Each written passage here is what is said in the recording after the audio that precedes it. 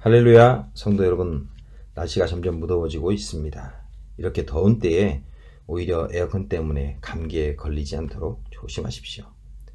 우리가 자주 만나지 못하므로 서로를 잘 챙겨주지 못하는 부분도 있습니다. 주위에 혹시 아프신 성도들이 없는지 살펴서 서로 도우며 중보할 수 있도록 해주시면 감사하겠습니다. 요즘 저희가 출애굽기를 큐티하고 있습니다. 성막 부분에 와서는 마치 레위기의 한 부분처럼 여러 규례와 법에 대한 것들, 그리고 반복적으로 언급되는 성막과 제사장 의복, 그리고 성물들의 재료와 치수 등으로 인해서 많이 힘들어 하시는 분들도 계실 것입니다. 그런데 어떤 성도들은 예전에 볼 수 없었던 부분들을 새롭게 깨닫게 되면서 출애굽기가 너무 재미있다는 경험을 나누시는 분들도 계십니다. 모든 성도들에게 말씀이 매일 새롭게 깨달아지고 삶에 적용되는 그런 은혜가 있기를 축복합니다. 오늘 우리가 함께할 하나님의 말씀은 출애굽기 30장 17절에서 38절입니다. 여호와께서 모세에게 말씀하여 이르시되 너는 물두멍을 노초로 만들고 그 받침도 노초로 만들어 씻게 하되 그것을 회막과 제단 사이에 두고 그 속에 물을 담으라. 아론과 그의 아들들이 그 두멍에서 수족을 씻되 그들이 회막에 들어갈 때에 물로 씻어 죽기를 면할 것이요 제단에 가까이 가서 그 직분을 행하여 여호와 앞에 화제를 살을 때에도 그리할지니라. 이와 같이 그들이 그 수족을 씻어 죽기를 면할지니 이는 그와 그의 자손이 대대로 영원히 지킬 규례니라. 여호와께서 모세에게 또 말씀하여 이르시되 너는 상등 향품을 가지되 액체 몰약 500세겔과 그 반수의 향기로운 육개 250세겔과 향기로운 창포 250세겔과 계피 500세겔을 성소의 세겔로 하고 감람 기름 한 흰을 가지고 그것으로 거룩한 관유를 만들되 향을 제조하는 법대로 향기름을 만들지니 그것이 거룩한 관유가 될지라. 너는 그것을 회막과 증거궤에 바르고 상과 그 모든 기구이며 등잔대와 그 기구이며 분향단과 및 번제단과 그 모든 기구와 물두멍과 그 받침에 발라 그것들을 지극히 거룩한 것으로 구별하라. 이것에 접촉하는 것은 모두 거룩하리라. 너는 아론과 그의 아들들에게 기름을 발라 그들을 거룩하게 하고 그들이 내게 제사장 직분을 행하게 하고 이스라엘 자손에게 말하여 이르기를 이것은 너희 대대로 내게 거룩한 관유니 사람의 몸에 붙지 말며 이 방법대로 이와 같은 것을 만들지 말라. 이는 거룩하니 너희는 거룩히 여기라. 이와 같은 것들을 만드는 모든 자와 이것을 타인에게 붓는 모든 자는 그 백성 중에서 끊어지리라 하라. 여호와께서 모세에게 이르시되 너는 소합향과 나감향과 풍자향의 향품을 가져다가 그 향품을 유향에 섞되 각기 같은 분량으로 하고 그것으로 향을 만들되 향 만드는 법대로 만들고 그것에 소금을 쳐서 성결하게 하고 그 향 얼마를 곱게 찌어 내가 너와 만날 회막 안 증거궤 앞에 두라. 이 향은 너희에게 지극히 거룩하니라. 내가 여호와를 위하여 만들 향은 거룩한 것이니 너희를 위하여는 그 방법대로 만들지 말라. 냄새를 맡으려고 이 같은 것을 만드는 자는 그 백성 중에서 끊어지리라. 아멘. 먼저 17절부터 21절까지는 회막 번제단 사이에 있는 물두멍에 대해서 말씀하시고 22절부터 38절은 거룩한 관유와 향의 제작 그리고 사용에 대해서 말씀하고 계십니다. 물두멍은 제사장들이 하나님이 원하시는 사역을 시작하기 전에 자신들에게 있는 더러움을 제거하는 곳입니다. 또한 번제단에서 제물을 드린 후에 자신의 손과 발에 묻은 피들을 물두멍에서 씻어내고 하나님의 성막으로 들어가야 한다고 말씀하십니다. 하나님은 이처럼 제사장들에게 하나님이 말씀하신 정확한 절차에 따라 하나님께 나아오라고 하십니다.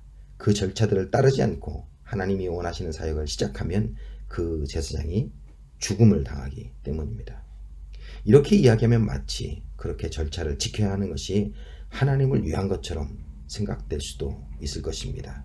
그러나 엄격하게 말하면 그것은 제사장들을 위한 절차입니다. 하나님은 거룩한 분이십니다. 그렇기 때문에 하나님 앞에 나아갈 때에는 정결함으로 깨끗함으로 나아가야 합니다. 그렇지 않으면 죽음을 당하기 때문입니다. 우리가 자주 오해하는 부분은 대제사장이 하나님께 지성소에 나아갈 때만 죽임을 당할 수 있었다라고 생각하는 부분입니다. 20절에는 화재를 살을 때에도 물로 씻어 죽기를 면하라고 하십니다. 그러니까 실제 하나님이 말씀하신 적법한 절차를 따르지 않으므로 죽음을 당하는 일이 지성소뿐만 아니라 성소나 제단이 있는 성막들에서도 동일하게 일어날 수 있었다는 것입니다. 여러분이 잘 아시는 아론의 아들들 나답과 아비후는 대제사장이 아니었습니다. 그러므로 그들은 지성소에 들어갈 수 없었습니다. 그들은 여호와께서 명령하지 않은 불을 가져다가 분향하려고 하다가 죽임을 당했습니다. 그러니까 분향단이 있는 성소에서 분향하려고 하다가 죽었던 것입니다. 이 말은 하나님의 거룩하심이 나타나는 곳이 지성소에 국한되어 있지 않았다는 것입니다. 이스라엘 백성들에게 하나님이 함께 하심을 직접 보여주기 위해서 자신이 머물 곳을 지으라고 하셨습니다. 하나님이 머물 곳이 없으셔서 장막을 또는 성막을 지으라고 요청하신 것이 아닙니다. 하나님은 여전히 모든 곳에 존재하십니다. 단지 그것을 눈으로 보여준 곳이 바로 지성소인 것입니다. 이러한 사실은 관유와 향품을 설명하면서도 잘 나타나고 있습니다. 관유와 향품을 설명할 때에 사용된 단위 세겔은 원래 무게를 나타내는 단어입니다. 시대마다 다르지만 당시에는 11.5g 정도였다고 합니다. 물론 세겔이 돈으로 사용되기도 했습니다. 예수님 당시에 반세겔은 은 6.87g으로 노동자 하루 일당이었습니다. 이렇게 관유를 설명하면서 세겔 단위를 사용한 것은 아주 정확한 비율로 하나님의 레시피에 따라서 만들라고 하신 것입니다. 우리가 흔히 음식 레시피를 사용할 때 적당량, 한 꼬집 이런 용어를 사용하기도 합니다. 그런데 그런 용어가 아니라 10g 단위로 계산되는 용어를 사용해서 정확한 비율로 만들라고 하십니다. 물량만 해도 5750g입니다. 거의 6kg이 되고 있습니다. 향기로운 육개와 창포 합쳐서 5750g, 그리고 계피 5750g, 그리고 감람류 한 흰이면 3.8리터가 조금 넘습니다. 모두 20kg가 넘는 양을 만들면서 대충 뭐 얼마라고 하지 않으시고 10g 단위로 맞추셔서 정확하게 만들라고 하셨습니다. 비록 절차가 불편해 보인다 할지라도, 복잡해 보인다고 할지라도 이렇게 하나님의 말씀에 따를 때에 그 결과가 거룩한 결과로 나타나는 것입니다. 이 거룩한 관유를 번제단과 모든 기구, 물두멍과 그 받침에 발라 그것들을 지극히 거룩한 것으로 구별하라고 하십니다. 코데시 카다심은 지성소, 하나님이 임재하는 곳을 나타낼 때 사용했던 단어입니다.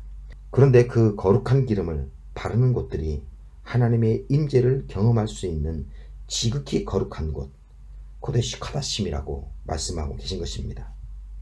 모세와 제사장들이 하나님의 명령에 따를 때에 거룩한 결과가 나타나고 그 거룩한 결과들은 많은 사람들의 삶 속에서 하나님을 경험하는 곳, 코데시 카다심을 만들어 냈던 것입니다. 비록 조금 불편해 보여도 여러분이 하나님의 말씀을 따를 때에 나타나는 그 거룩한 결과들이 여러분과 함께하는 사람들에게 하나님의 임재를 경험하게 할 수 있습니다. 오늘 또 그 일들이 경험되시기를 축복합니다. 기도하겠습니다. 하나님, 오늘 하나님의 말씀을 따르는 나의 작은 말과 행동이 함께하는 사람들에게 하나님의 거룩함을 경험하는 데 사용되게 하여 주옵소서. 또한 나의 삶 가운데 지극히 거룩하게 구별되는 영역들이 생기게 하시고 그 영역들을 통하여 하나님의 영광을 나타내는 삶 살게 하여 주옵소서. 감사합니다. 예수님의 이름으로 기도드립니다. 아멘.